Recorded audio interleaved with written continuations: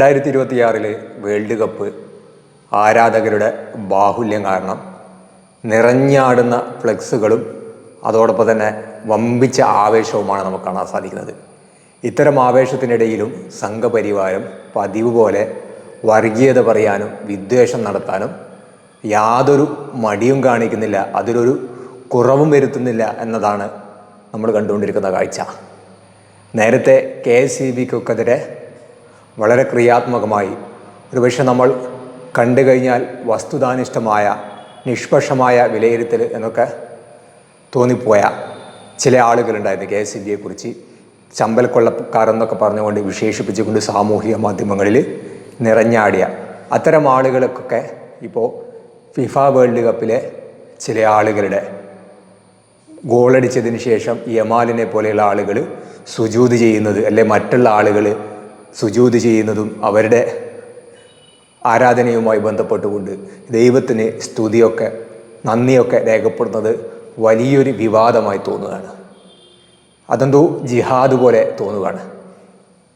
ഈ ഒരു അവസരത്തിൽ കഴിഞ്ഞ ദിവസം ലോകകപ്പിൽ മത്സരത്തിൽ ആദ്യമായി ഇടം നേടി മത്സരിച്ച കേപ്പ് വെർദെ എന്ന് പറയുന്ന രാജ്യത്തെ ചില കളിക്കാരുടെ ആവേശകരമായ ചില കാഴ്ചകൾ കാണുകയുണ്ടായി. അവർ എല്ലാ വേൾഡ് കപ്പിലും മത്സരത്തിന് തൊട്ടു മുന്നേ ആ കളിക്കാർ അതിനകത്തുള്ള മുസ്ലിങ്ങളായ ആളുകൾ ഒന്നിച്ച് നമസ്കരിച്ചതിന് ശേഷമാണ് വേൾഡ് കപ്പിനെ അഭിമുഖീകരിച്ചത്, മത്സരത്തിൽ പങ്കെടുത്തത് എന്ന് കാണാൻ സാധിക്കും. ഇതൊരു നമ്മൾ മനസ്സിലാക്കേണ്ടത് ഒരു ആഫ്രിക്കൻ രാജ്യമാണ്, ക്രിസ്തീയ സമൂഹത്തിന് ഭൂരിപക്ഷമുള്ള ഒരു രാജ്യമാണ്. കേപ്പ് വെർദെ എന്ന് പറയുന്ന രാജ്യത്തെക്കുറിച്ച് നമുക്ക് ഒരുപാട് അറിയാനുണ്ട്. 1975 ഈ രാജ്യം പോർച്ചുഗലിൽ നിന്ന് സ്വതന്ത്രമാകുന്നത്. അത്തരം രാജ്യങ്ങൾ സംഘപരിവാരത്തെ സംബന്ധിച്ചിടത്തോളം ഒരുപാട് പഠിക്കാനുണ്ട്.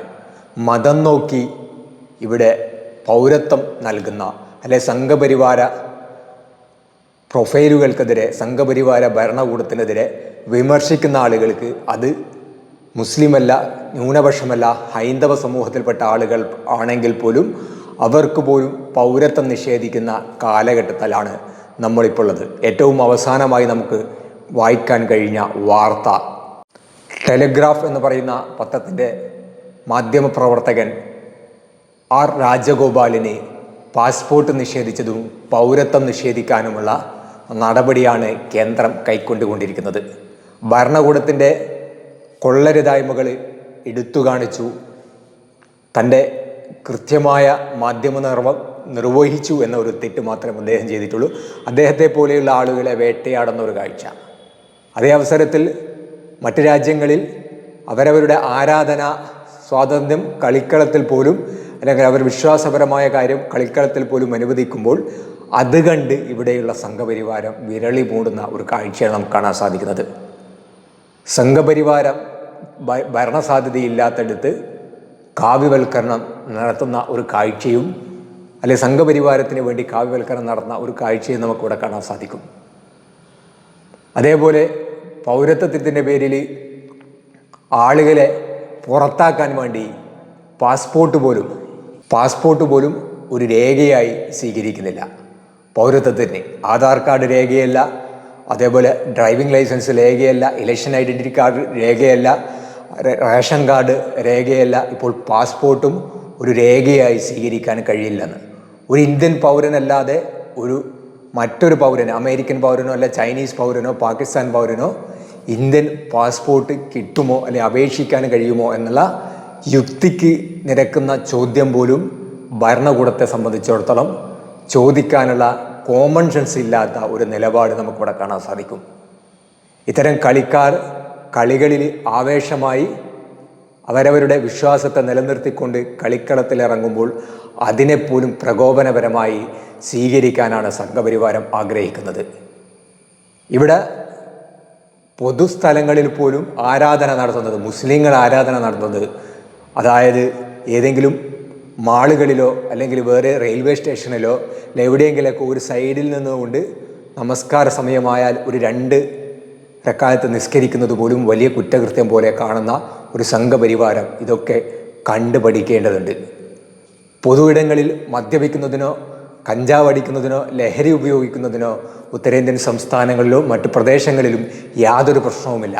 എന്നാൽ ആരാധന നടന്നതിന് അതിനേക്കാൾ വലിയ കുറ്റകൃത്യം പോലെയാണ് ഭരണകൂടം ഇവിടെ കൈകാര്യം ചെയ്തുകൊണ്ടിരിക്കുന്നത്. ഇത്തരം സാഹചര്യത്തിൽ കേപ്പ് വെർദെ എന്ന് പറയുന്ന ആ കൊച്ചു ദ്വീപിനെ കുറിച്ച് ജസ്റ്റ് ആ രാജ്യത്തിൻ്റെ ഭൂമിശാസ്ത്രം എന്താണ് ചെറുതായി ഒന്ന് നമുക്കൊന്ന് കേട്ടു നോക്കാം. കേബോ വെർദെ അഥവാ ഔദ്യോഗികമായി റിപ്പബ്ലിക് ഓഫ് കേബോ വാഡെ എന്നറിയപ്പെടുന്ന അറ്റ്ലാന്റിക് സമുദ്രത്തിൽ സ്ഥിതി ചെയ്യുന്ന അതിമനോഹരമായ ഒരു ദ്വീപ് സമൂഹമാണ്. ആഫ്രിക്കൻ വൻകരയുടെ പടിഞ്ഞാറൻ തീരത്തു നിന്നും ഏകദേശം 570 കിലോമീറ്റർ മാറിയാണ് ഈ രാജ്യം സ്ഥിതി ചെയ്യുന്നത്. ഈ രാജ്യത്തെക്കുറിച്ചുള്ള പ്രധാനപ്പെട്ട ചില വിവരങ്ങൾ നമുക്ക് നോക്കാം. ഭൂമിശാസ്ത്രം 10 അഗ്നിപർവ്വത ദ്വീപുകൾ ഉൾക്കൊള്ളുന്നതാണ് ഈ ഒരു രാജ്യം. ഇതിൻ്റെ തലസ്ഥാനം പ്രയ്യ എന്നാണ്, അതായത് സാന്റിയാഗോ ദ്വീപിലാണ് ഈ നഗരം സ്ഥിതി ചെയ്യുന്നത്. വരണ്ട കാലാവസ്ഥയും മനോഹരമായ കടൽ തീരങ്ങളുമാണ്, അതേപോലെ കുന്നുകളുമാണ് ഇവിടുത്തെ പ്രത്യേകത. ചരിത്രവും സംസ്കാരവും 15-ാം നൂറ്റാണ്ടിലെ പോർച്ചുഗീസുകാരാണ്.